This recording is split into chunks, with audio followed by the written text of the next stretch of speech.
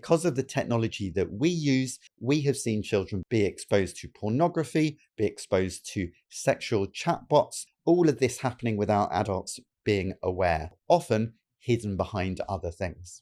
This is part of a series of videos on generative AI or Gen AI. This is within a YouTube playlist. So once you finish watching this video, there are several others that will be relevant for you.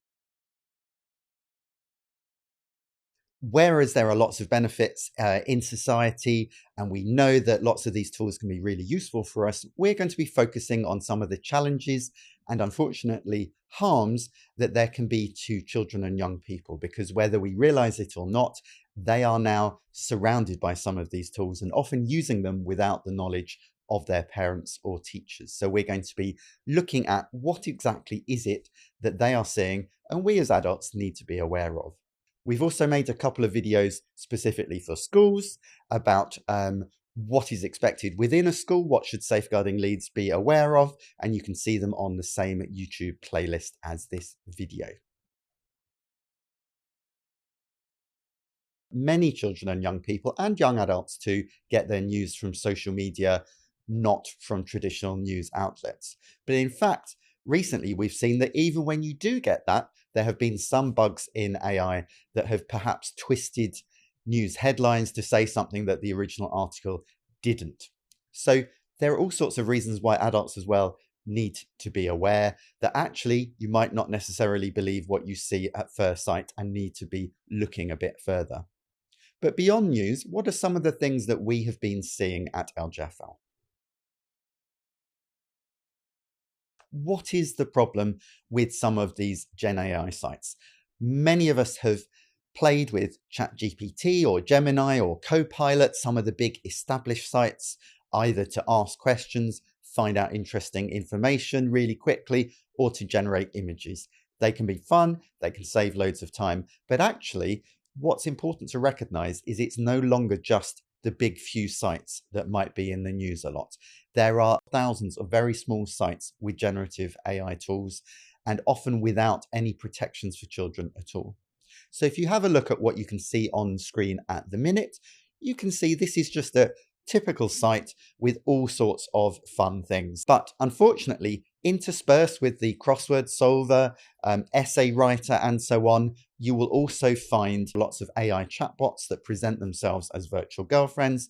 And whereas some adults might think, well, surely nobody would use that, actually, that's not right at all. And it's not just teenagers and older young people, but actually we have specifically seen primary age pupils on these chatbots. They don't have protections. Sometimes they are explicitly sexual from the word go, but nearly all of them can easily be moved onto sexual talk. And it's really key to notice that sometimes when children are at home, we aren't even aware that they are using these sorts of apps. As you can see here, there are other really good image tools for removing a background, changing something, fixing the sort of work that you might need to be really skilled in Photoshop to do a few years ago. But actually, in the middle of this are nude image generators as well.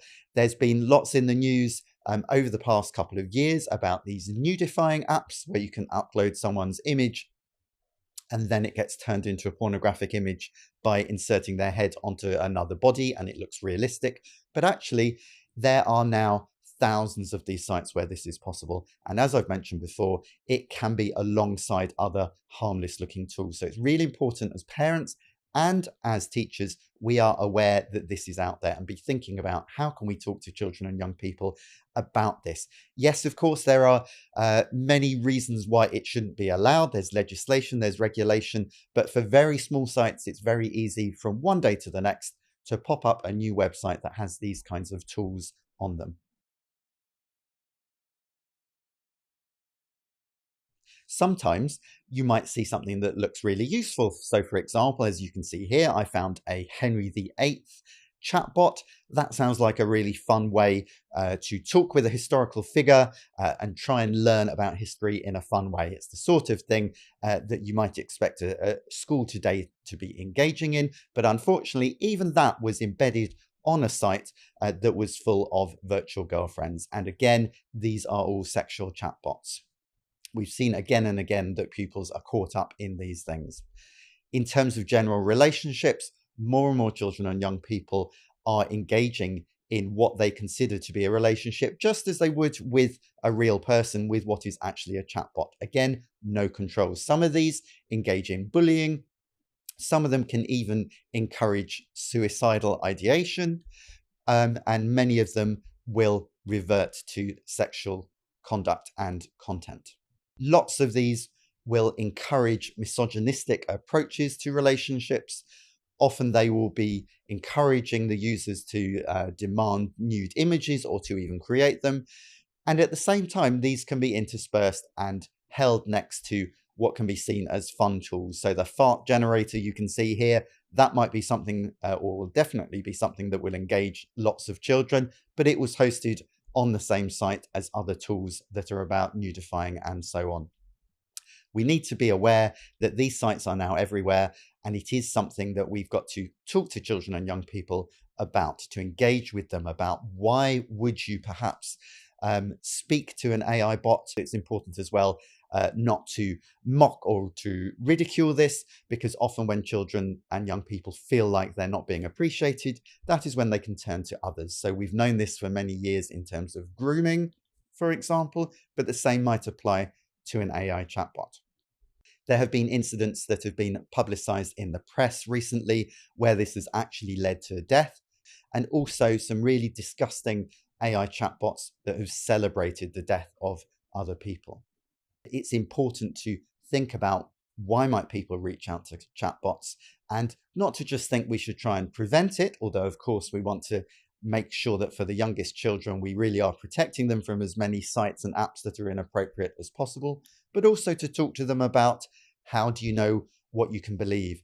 If you don't feel like you can talk to a physical human person, what do we need to do about that? What can you believe when you're talking to someone online? And what are the triggers and the things to watch out for? In the same way, how can we help people within a friendship group to watch out for their friends when they hear that this sort of thing is going on? In the context of long waiting lists for child mental health services, such as CAMS, actually, both adults and young people might be turning to AI bots for therapy. They might not engage with it specifically in that way, but often chatbots are doing exactly that. And some indeed are being marketed in this way without the controls, without the psychological expertise behind it, and of course, without the therapist that should be engaged in these sorts of sessions. Often we might think, surely that wouldn't be happening to my children. You might say that as a parent, or in schools, sometimes we might think, yes, that wouldn't happen here.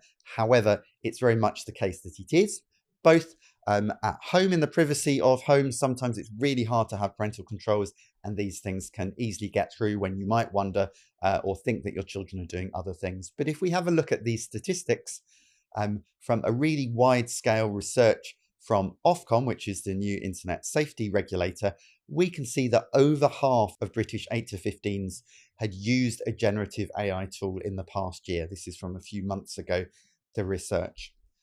They had various reasons for doing it, and the second was creating images. That's similar to adults. Lots are used for really useful image creation, but we need to remember that in the context of sexual creation of images, nudifying apps. There's lots of sexual abuse material, and also child sexual abuse material can now be generated online as well. And unfortunately, there has been a proliferation of these tools. So it's important to recognize that children are doing this. And also it's useful to see where are they doing this. But actually, Gen AI is now everywhere. As you can see from the screenshots here, if you just Google something these days, you will get an answer from Gemini as well. It's the same from many other platforms, that actually it's not just when you go to a Gen AI tool that you come across one. And indeed, throughout society, there is a lot of talk about how Gen AI is being used for good and for ill. So it is important that we recognize these things. But really key that both as parents and as educators, we're starting those conversations with young people to find out what they are feeling, that we're listening to them, and making sure that the human listening ear is the one that they know they can turn to, even if they feel like an AI listening ear is the one as well. At the same time, thinking back to the nudifying apps, we need to be tackling misogynistic approaches in society because some of these are really feeding into that narrative as well. And just being aware is really important in order to have those conversations with the children and young people that we protect.